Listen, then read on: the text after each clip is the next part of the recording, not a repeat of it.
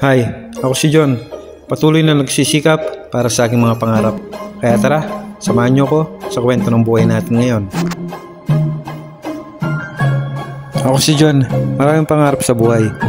Pero paminsan-minsan, kailangan natin mag-relax katulad nito.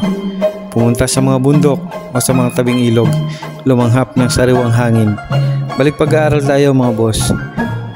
Kaya ayan, sa konting patak-patak ay makakabuo tayo ng budget para makapag-picnic tayo, makabili ng mga pagkain na kakainin natin dito sa ilog o sa mga bundok. Aminin man natin o hindi, alam kong ito rin yung namimiss nyo nung nag-aaral pa kayo, lalo na nung high school. Sa konting patak-patak lang, makabili lang ng konting pagkain, ay masaya na yung tropa na sama-sama. Alam kong malayo pa ako sa mga pangarap ko, pero alam ko rin na malayo na ako sa dating ako. Alam ko, palagi kong kasama yung Diyos sa patupad ng mga pangarap ko. Nakakamiss lang din talaga itong lugar na ito. Naalala ko nung bata pa kami.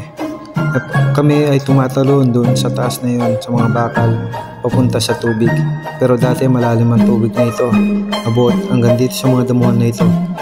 Pero dala na rin ng panahon ay humina yung tubig, kumapal yung buhangin at putik sa ibaba. Pero ayan, yung mga bata ay nakakapag-enjoy pa rin.